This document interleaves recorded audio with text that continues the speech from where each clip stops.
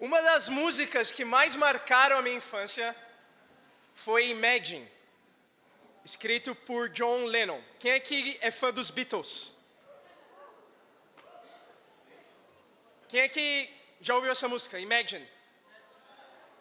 Ok. Não todo mundo ouviu, então eu vou ter que fazer uma coisa agora.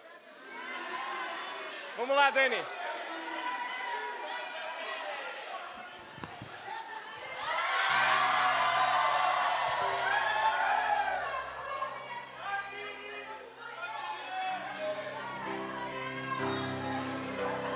Me ajuda aí, pessoal.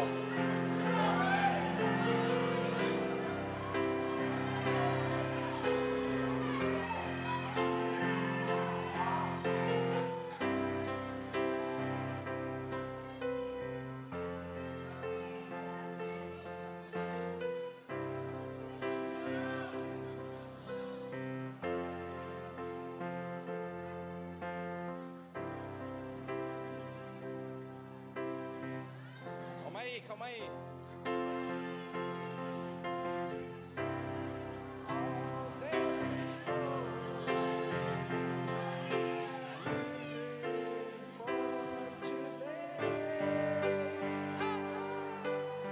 Chega.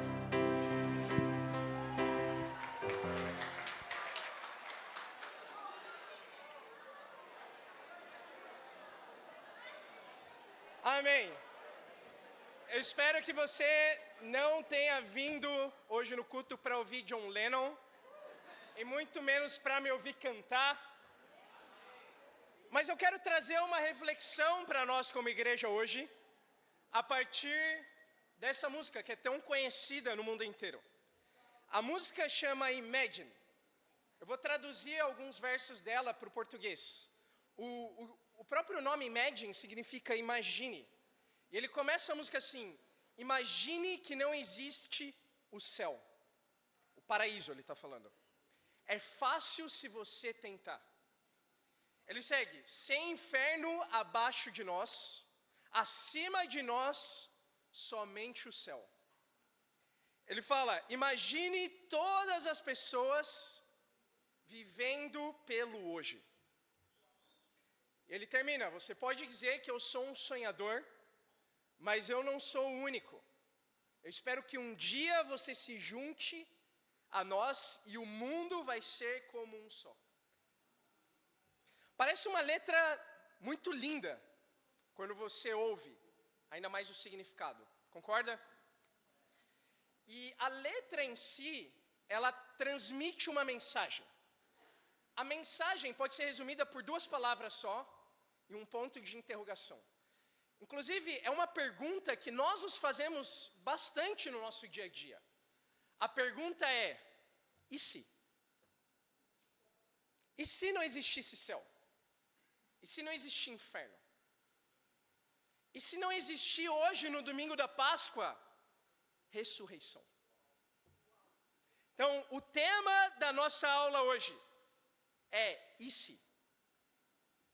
Hoje nós vamos nos perguntar junto com John Lennon: e se? Vamos comigo em João capítulo 20, versículo 1. Na verdade era só para eu ter dublado o John Lennon cantando, mas não saiu a voz dele por alguma razão. Então minha técnica não deu certo aqui.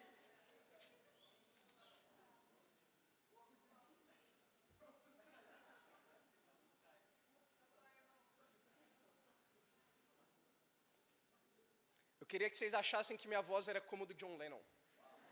Esse era o ponto aqui hoje. João 20, versículo 1. E se?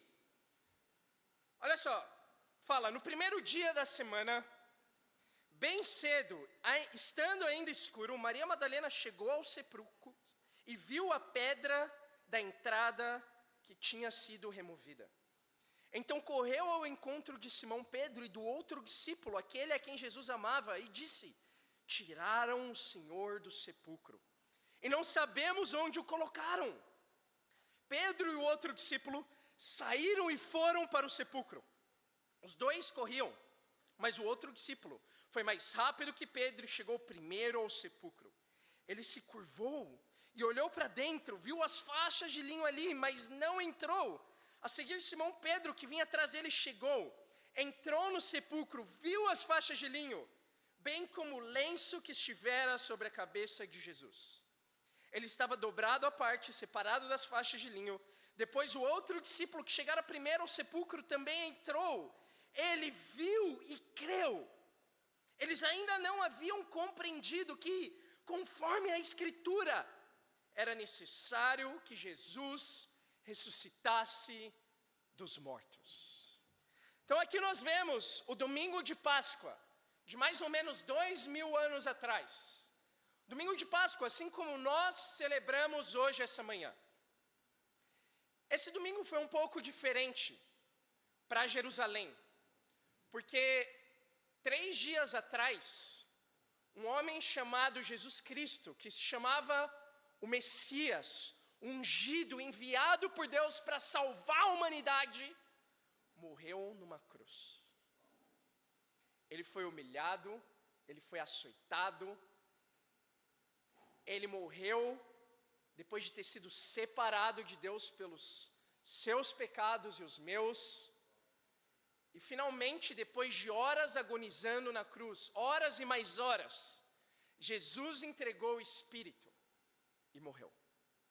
Imagina essa cena, aquele que seria o salvador da humanidade, que fez inúmeros sermões para multidões, inúmeros milagres, o qual pessoas começavam a ouvir em muitas regiões além de Jerusalém. Ele morreu crucificado ao lado de 2 criminosos, como outro qualquer. Isso foi forte para os discípulos. Era diferente do que eles imaginavam. Imagine. Eles desceram o corpo de Jesus, e Jesus foi sepultado como qualquer outro naquele tempo. Embalsamaram ele, colocaram faixas de linho ao redor dele e levaram Jesus para um sepulcro que ficava dentro de uma pedra. Era assim que eles sepultavam os mortos naquele tempo. Eles não enterravam como nós temos o costume hoje. E na frente dessa pedra cavada, onde colocavam os túmulos, as pessoas, eles colocaram uma pedra e um selo romano, para que tivesse lacrado e ninguém pudesse abrir o túmulo de Jesus, roubando o corpo dele e pregando uma mensagem de que ele havia ressuscitado. A pedra, ela precisava, estima-se, de cerca de 20 pessoas para ser movida.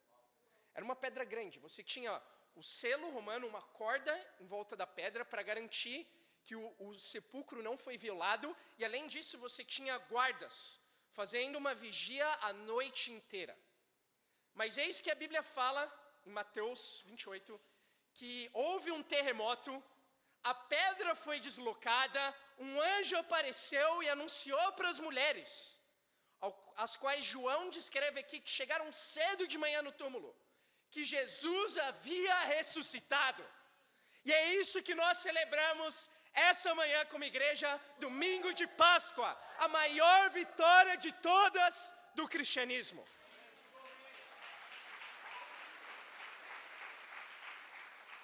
Mas eu tenho uma pergunta para te fazer. E se? E se Jesus não ressuscitou? Parece loucura imaginar isso, mas é o que os próprios discípulos imaginavam, depois de ver o sepulcro vazio. Então, eles chegaram lá, e o anjo tinha falado com as mulheres, elas voltaram até onde eles estavam reunidos, falou, Jesus ressuscitou, o sepulcro está vazio, o anjo nos falou. E aí, João e Pedro correm até lá, João chega primeiro, ser mais jovem, provavelmente, Pedro chega depois, mas João fica com medo, ele não entra, Pedro chega como um louco e já entra, e ele vê as faixas de linho, dobradas à parte, e o sepulcro vazio. Aí você imagina, eles vão crer que Jesus ressuscitou, Jesus falou sobre isso antes, mas não. A primeira coisa que eles se perguntam é, e se alguém roubou o corpo? E se a gente não achar o corpo mais? Olha onde vai a mente do ser humano. Mas assim é a nossa mente também.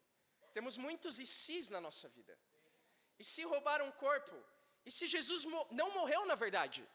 Ele acordou e fugiu Pessoas usam isso como argumento até hoje, para negar a crucificação, a ressurreição. E se?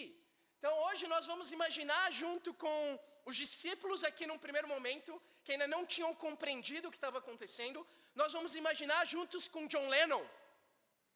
Primeiro ponto de hoje, e se ele não ressuscitou? Como seriam as nossas vidas nesse domingo de Páscoa, se a gente saísse daqui tendo essa certeza, ou tendo essa dúvida, que seja. Vamos ver o que aconteceu com os discípulos, quando eles ainda se perguntavam, e se? João 20, versículo 19. Aqui fala, ao cair da tarde daquele primeiro dia da semana, estando os discípulos reunidos a portas trancadas, por medo dos judeus, Jesus entrou, pôs-se no meio deles e disse, paz seja com vocês. Tendo dito isso, mostrou-lhes as mãos e o lado. Os discípulos alegraram-se quando viram o Senhor. Então aqui nós vemos, passando algumas horas no dia, o começo de João 20 retrata as primeiras horas da manhã. Agora nós estamos vendo o final da tarde. Os discípulos continuavam reunidos e do nada, Jesus aparece. Jesus que tinha morrido. Jesus que tinha sido crucificado. Ele está diante deles agora e fala, a paz seja com vocês. Imagina você lá, no meio deles, vendo Jesus ressurreto. E ele mostra o lado, ele mostra as mãos com as feridas dos pregos, e os discípulos se alegram. É curioso analisar como eles se sentiam inicialmente antes de Jesus entrar. Eles já tinham ouvido das mulheres que Jesus tinha ressuscitado, eles já sabiam que o sepulcro estava vazio, mas a Bíblia diz que eles estavam reunidos com medo. Com medo dos judeus. Isso não é um bom sinal para alguém que cria fervorosamente na ressurreição. Mas não para aí. Tinha um que não estava lá ainda, junto com eles, que faltou no culto. E se tem uma coisa que acontece quando alguém falta no culto, é que dúvidas começam a entrar. Esse foi Tomé. Olha comigo o versículo 24, pulando um pouco aqui. Tomé, chamado Dídimo, um dos 12, não estava com os discípulos quando Jesus apareceu. Os outros discípulos lhe disseram, vimos o Senhor. Mas ele lhes disse, se eu não vir as marcas dos pregos das mãos, não colocar o meu dedo onde estavam os pregos, e não puser a minha mão no seu lado, não crerei. Então aqui a situação fica um pouco mais intensa ainda, porque as mulheres tinham visto o anjo, João e Pedro viram um sepulcro vazio, e agora os outros 10 viram Jesus ressurreto na frente deles. E eles contam isso a Tomé, que faltou um pouquinho de convicção aí para ele, faltou no culto, ficou com dúvidas, e aí ele aparece e contam para ele, em vez de ele se alegrar também, ele fala, eu só vou crer se eu puder tocar na ferida dele, se eu puder tocar no lado dele, aí sim eu crerei. E por isso Tomé foi conhecido até hoje como aquele que duvidou, o duvidador. Mas aí você pensa, então parou aqui as dúvidas, né? Depois a gente sabe o que acontece com Tomé, nós já vamos ver. Os discípulos tinham visto Jesus ressurreto, aí eles creram, né? Certo? Errado. João 21. Depois de ver Jesus ressurreto, olha isso. E Tomé também tinha visto aqui já. Versículo 1, João 21. Depois disso, Jesus apareceu novamente aos seus discípulos, à margem do mar de Tiberíades. Foi assim, estavam juntos Simão Pedro, Tomé, chamado Dídimo, Natanael de Caná da Galileia, os filhos de Zebedeu e 2 outros discípulos. Vou pescar, disse-lhe Simão Pedro. Eles disseram, nós vamos com você. Eles foram, entraram no barco, mas aquela noite não pegaram nada. E se você segue lendo, Jesus aparece ressurreto mais uma vez, como o versículo 1 diz que aconteceria. Mas o que chama a nossa atenção aqui? Depois de ver Jesus ressurreto, Pedro que negou ele 3 vezes, ele volta à antiga vida dele, como pescador. E mais, ele chama os outros discípulos, inclusive Tomé, que é citado aqui de novo, que tinha visto e tocado em Jesus ressurreto. E ele fala junto com os outros, ok, a gente vai com você. Você vê, os discípulos voltaram à vida antiga deles, deixaram de pescar homens para Deus, voltaram a pescar peixes. Talvez qual era a dúvida que pairava na mente deles? Mas e se? E a Bíblia fala que muitos, quando viram Jesus ressurreto, na ocasião anterior de João 20, achavam que era um fantasma. E se eu vi um fantasma? E se eu estava alucinado? E se não era Jesus mesmo? E se? Você vê que isso nunca para? Você pode ter todas as evidências do mundo para acreditar na ressurreição. E ainda assim decidir não acreditar. Você tem evidências arqueológicas, você tem evidências históricas, você tem os relatos de pessoas que viram Jesus ressurreto. E você pode sair daqui ainda se perguntando, mas e se? E esse não foi só um problema de Pedro, João, dos 11 apóstolos. Foi um problema de uma igreja inteira na Bíblia. A igreja de Corinto. Olha comigo 1 Coríntios 15. E aqui nós vamos ver Paulo responder essa pergunta para a gente. E se Jesus não ressuscitou, o que acontece?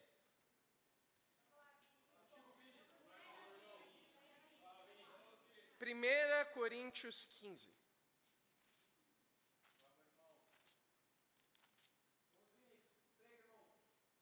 Versículo 12, a Bíblia fala, ora, se está sendo pregado que Cristo ressuscitou dentre os mortos, como alguns de vocês estão dizendo que não existe ressurreição dos mortos? Se não há ressurreição dos mortos, nem Cristo ressuscitou, e se Cristo não ressuscitou, é inútil a nossa pregação, como também é inútil a fé que vocês têm. Mais que isso, seremos considerados testemunhas falsas de Deus, pois contra ele testemunhamos que ressuscitou a Cristo dentre os mortos. Mas se de fato os mortos não ressuscitam, ele também não ressuscitou a Cristo. Pois se os mortos não ressuscitam, nem mesmo Cristo ressuscitou. E se Cristo não ressuscitou, inútil é a fé que vocês têm, e ainda estão em seus pecados. Nesse caso, também os que dormiram em Cristo estão perdidos. Se é somente para essa vida que temos esperança em Cristo, somos de todos os homens os mais dignos de compaixão. Outras versões, somos os mais miseráveis. Se Cristo não ressuscitou, se esse se for verdade, nós estamos perdidos, literalmente. Nós estamos perdidos, nós estamos ainda nos nossos pecados. É isso que Paulo fala para essa igreja. Se Cristo não ressuscitou, na verdade, nada do que a gente faz importa como cristãos. Seu sacrifício não importa, sua fé não importa, sua pregação não importa, a minha pregação agora não importa, a sua esperança também não importa, se Cristo não ressuscitou.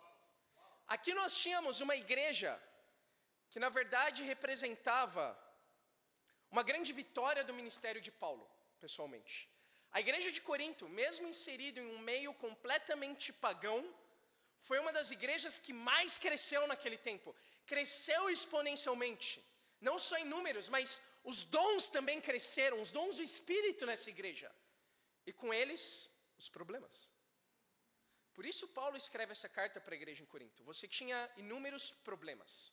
Você tinha problemas na ordem do culto, com o uso dos dons milagrosos. Você tinha problemas de divisão, é assim que ele começa 1 Coríntios. Você tinha fofoca na igreja, você tinha imoralidade na igreja, você tinha avareza e vários outros tipos de pecado. Mas é curioso, porque sabe qual é o assunto que Paulo mais discorre nessa carta? A ressurreição. São 58 versículos para falar da ressurreição. Isso é mais do que o dobro do que qualquer outro assunto que ele tratou nessa carta.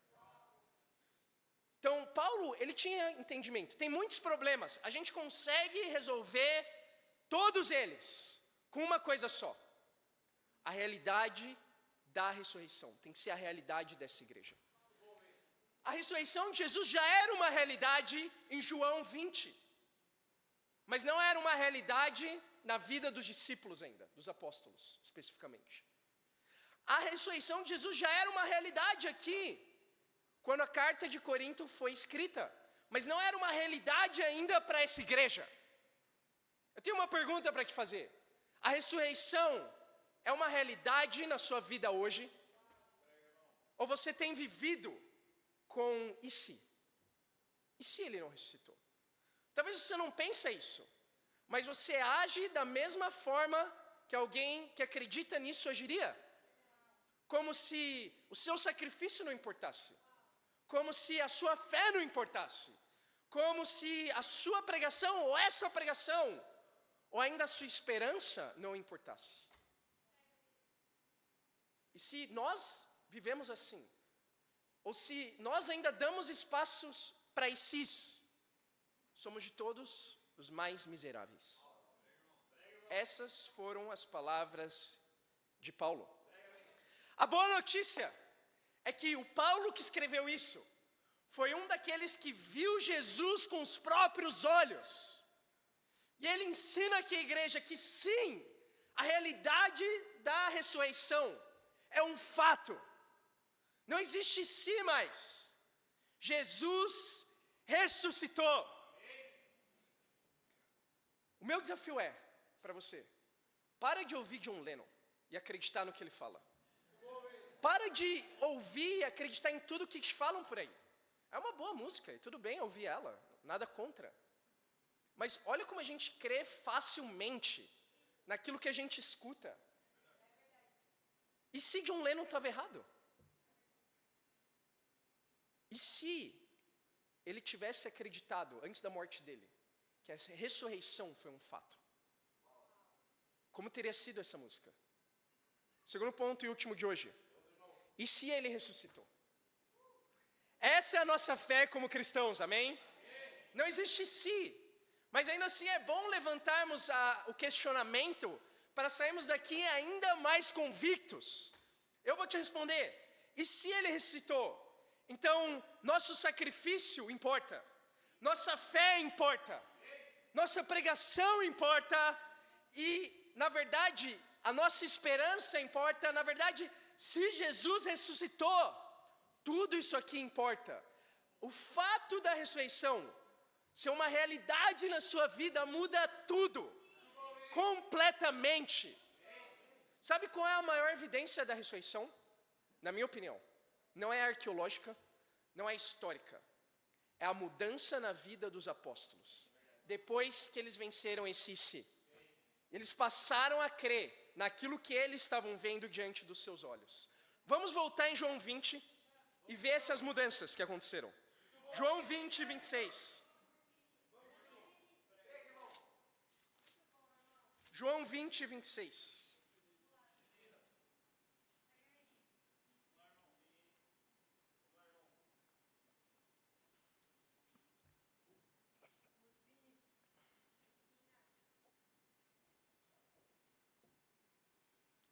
João 20, 26. A Bíblia fala: uma semana mais tarde, os seus discípulos estavam outra vez ali, e Tomé com eles. Amém? Tomé se arrependeu. Os irmãos amaram ele e falaram: Tomé, você tem que buscar o reino em primeiro lugar. Vai no culto semana que vem. Tomé foi humilde e ele foi no culto. Apesar de estarem trancadas as portas, Jesus entrou. Uau! Imagina essa cena. Eles fizeram questão de trancar a porta e do nada, Jesus entrou. Pôs-se no meio deles e disse: paz seja com vocês. E Jesus disse a Tomé: coloque o seu dedo aqui, veja as minhas mãos, estenda a mão, coloque-a no meu lado, pare de duvidar e creia. Uau! Que discipulado, não é? Jesus ressurreto, ele aparece mais uma vez, entra na sala onde os discípulos estavam reunidos, a porta trancada. Ele fala a mesma coisa: paz esteja com vocês. E ele vai direto a Tomé e fala: põe o dedo aqui. Não é o que você queria? Põe o dedo. Põe o dedo. Põe o dedo aqui, onde estavam os pregos. Põe o dedo aqui do meu lado. E a resposta de Tomé é icônica. Versículo 28. Disse-lhe Tomé: Senhor meu e Deus meu. Tomé finalmente entendeu. Esse Jesus, ele não é só mais um homem. Ele não foi só mais um qualquer que foi crucificado junto com outros ladrões, que foi sepultado como qualquer outro. Esse Jesus, de fato, é o Cristo, o Messias, o Salvador. E por isso ele fala: Senhor meu e Deus meu. Tomé acreditou. Não tinha mais IC para Tomé. Claro que ele tem uma recaída no capítulo 21. Mas depois disso, não só ele, mas os outros apóstolos entendem a mensagem. E a tradição conta que Tomé foi o pregador principal entre os apóstolos na Índia. E lá ele morreu, perfurado por uma lança. Assim como Jesus também foi perfurado por uma lança nos momentos finais da vida dele. Tomé creu na ressurreição. Não só Tomé. João 21, versículo 15, mais adiante, depois da pesca milagrosa, que acontece de novo quando Jesus encontra os discípulos que estavam pescando. Nós temos a famosa passagem que Jesus restaura a fé de Pedro. No versículo 15, depois de comerem, Jesus perguntou a Simão Pedro: Simão, filho de João, você me ama mais do que esses? Disse ele: sim, Senhor, tu sabes que te amo. Disse Jesus: cuide dos meus cordeiros. Novamente Jesus disse: Simão, filho de João, você me ama? Ele respondeu: sim, Senhor, tu sabes que te amo. Disse Jesus: pastorei as minhas ovelhas. Pela terceira vez ele lhe disse: Simão, filho de João, você me ama? Pedro ficou magoado por Jesus lhe ter perguntado pela terceira vez: você me ama? Ele disse: Senhor, tu sabes todas as coisas e sabes que te amo. Pedro nega Jesus 3 vezes. E por essa razão, Jesus questiona ele 3 vezes se ele o amava. E a pergunta de Jesus é se ele amava com amor ágape, que é a maior forma de amor entre todas as formas de amor descrito no grego. E Pedro responde com um filéu. Sim, eu te amo, mas aí é um amor menor, um amor entre amigos. E Jesus continua perguntando, até Pedro afirmar que ele amava Jesus incondicionalmente. E a resposta de Jesus é: então cuide das minhas ovelhas. E logo adiante, Jesus descreve, olha isso, no versículo 18, onde paramos. Digo-lhe a verdade, quando você era mais jovem, vestia-se e ia para onde queria. Mas quando for velho, estenderá as mãos e outra pessoa vestirá e o levará para onde você não deseja ir. Jesus disse isso para indicar o tipo de morte com a qual Pedro iria glorificar a Deus. E então lhe disse: siga-me. Jesus aqui dá uma pista da morte a qual Pedro sofreria. E esse mesmo Pedro que negou Jesus 3 vezes, que viu o sepulcro aberto, vazio, que duvidou, que voltou a pescar peixes, depois de confrontado por Jesus, ele volta a crer na fé inicial dele. E Jesus termina com o icônico: siga-me, como ele chamou Pedro a seguir desde o começo. Como termina a história de Pedro? Ele inaugura o reino de Deus em Atos 2. Em Atos 10 para os gentios. Pedro se torna um dos líderes principais da igreja. E a tradição conta que ele morre como um mártir, crucificado de cabeça para baixo, diante da esposa dele. Não era mais uma dúvida a ressurreição para Pedro. Era uma realidade agora. Isso acontece, na verdade, não só com Tomé, com Pedro, mas com todos os 11 apóstolos. Nós conhecemos Mateus 28. Vamos lá? Mateus 28, 16. Os discípulos foram para Galileia, para o monte que Jesus lhes indicara. Quando viram, adoraram, mas alguns duvidaram. Então Jesus aproximou-se deles e disse: foi-me dada toda a autoridade nos céus e na terra, portanto vão e façam discípulos de todas as nações, batizando-os em nome do Pai, do Filho e do Espírito Santo, e ensinando-os a obedecer a tudo o que eu lhes ordenei. E eu estarei sempre com vocês até o fim dos tempos. Não só Tomé duvidou, depois de ver Jesus ressurreto. Não só Pedro duvidou, todos os 11 apóstolos duvidaram. E ainda quando viram Jesus, eles se alegraram, mas alguns duvidaram. E é interessante, Jesus não dá nenhum argumento racional aqui. Nenhum argumento lógico, histórico, arqueológico. Não, ele fala, vocês estão duvidando? Ok, vão e façam discípulos. Batizem esses discípulos, ensinem tudo que ordenei a vocês, e eu estarei com vocês até o fim dos tempos. E cada um dos 11 apóstolos aqui, a tradição conta, morreram como mártires. A ressurreição não era mais um e se para eles, era a realidade da vida deles, a partir desse momento. E se você segue lendo a carta de 1 Coríntios 15, onde nós paramos, é o que acontece com a igreja em Corinto também. 1 Coríntios 15, versículo 20.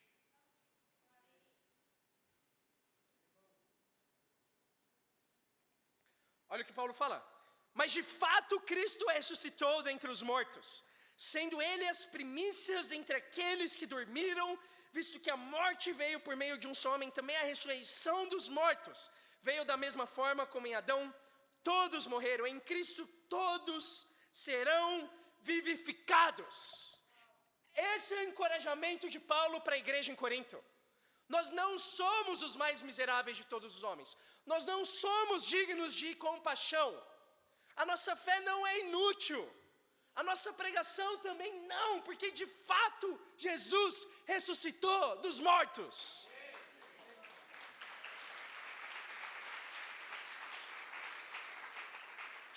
Esse mesmo Paulo que escreveu isso, morreu enforcado, segundo a tradição, como um mártir. Ele viu Jesus ressurreto, ele creu nessa mensagem, e essa foi a mensagem que ele pregou até o fim. Então, você vê a maior evidência da ressurreição? A vida dos apóstolos. Eles mudaram da água para o vinho. Eles mudaram do medo para a fé. Eles mudaram da covardia para a coragem. Eles foram e pregaram. E o mundo foi evangelizado. Olha o poder da ressurreição nas nossas vidas. E talvez mesmo depois de chegar até o final desse sermão, você ainda está se perguntando, mas e se? E se? Tem uma última escritura para você em Romanos 6, versículo 1.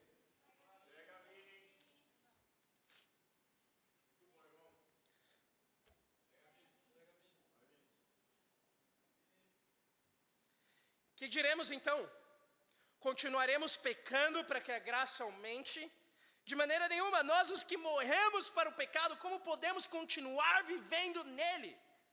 Ou vocês não sabem que todos nós que fomos batizados em Cristo Jesus, fomos batizados em sua morte, portanto fomos sepultados com ele na morte por meio do batismo, a fim de que, assim como Cristo foi ressuscitado dos mortos, mediante a glória do Pai, também nós vivamos uma vida nova. Se dessa forma fomos unidos a ele na semelhança da sua morte, certamente seremos também na semelhança da sua ressurreição. Pois sabemos que o nosso velho homem foi crucificado com ele, para que o corpo do pecado seja destruído, e não mais sejamos escravos do pecado, pois quem morreu foi justificado do pecado.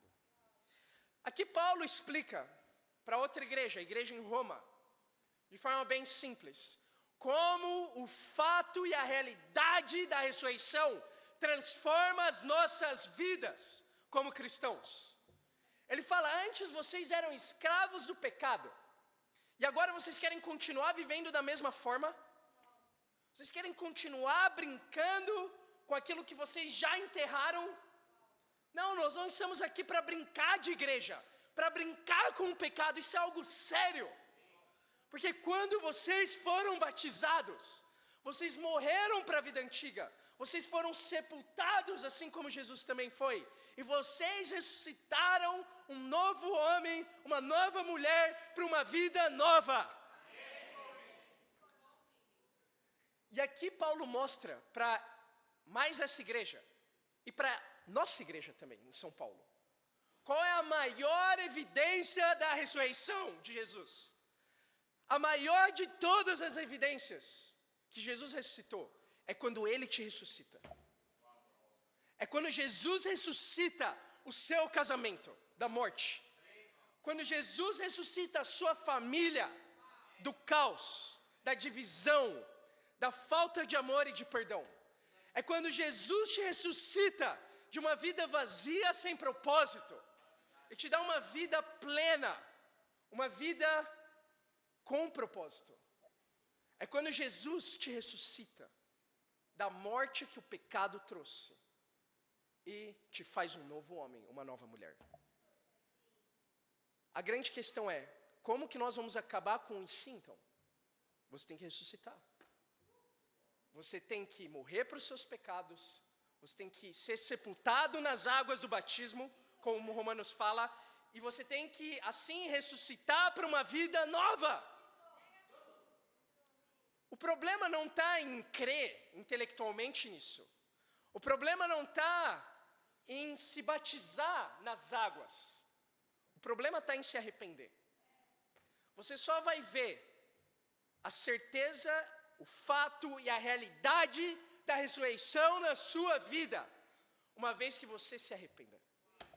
Isso vale para cada um que está nos visitando hoje aqui na igreja e que está estudando a Bíblia. Se você quer entender o que a Páscoa significa, se arrependa. Mas isso vale para cada um de nós discípulos aqui hoje também. Que podemos voltar à nossa vida antiga, como os apóstolos voltaram. Mas a chave está, irmãos, em se arrepender, em continuar abraçando a ressurreição como a maior certeza que nós temos nessa vida. É a nossa esperança, é a nossa âncora. Saber que existe algo além. E eu tenho 3 desafios para todos nós aqui na igreja. Desde quem está estudando a Bíblia até quem já foi batizado. Se o e se ainda é uma dúvida na sua mente, eu tenho os 3 mesmos desafios que Jesus deu para os apóstolos que duvidavam da ressurreição dele. Primeiro desafio, pare de duvidar e creia. É o que Jesus disse a Tomé. Segundo desafio, cuide das minhas ovelhas. É o que Jesus disse para Pedro. Terceiro desafio, vão e façam discípulos. É o que Jesus disse para os 11. E assim, não só nós vamos ressuscitar para uma nova vida, mas nós vamos ver muitos outros ressuscitando também. É o que aconteceu com a nossa querida irmã Ju, que foi restaurada essa semana, na segunda-feira. Ela foi apresentada na reunião do staff segunda e me marcou muito as palavras dela. Ela falou, se eu soubesse quão terrível era uma vida sem Deus, uma vez que eu já tive Ele, eu nunca mais teria tomado essa decisão de abandonar Ele. Mas eu estou alegre de estar aqui, de voltar ao convívio com a igreja, de pedir perdão. E eu quero acreditar na ressurreição, mais uma vez. Ela não disse esse final, mas é o que a decisão dela implica. Que incrível ver a nossa futura irmã Márcia aqui na frente, sendo apresentada. E hoje é o dia da sua morte, Márcia. Que incrível, né? Hoje a Márcia vai morrer. Ela vai morrer espiritualmente para a antiga Márcia. Ela vai ser sepultada nas águas do batismo, lá da REP, quando ela for imersa. E quando ela sair de lá, ela vai sair uma nova mulher. Nossa irmã em Cristo, parte da família de Deus. E a ressurreição vai ser uma realidade na vida dela.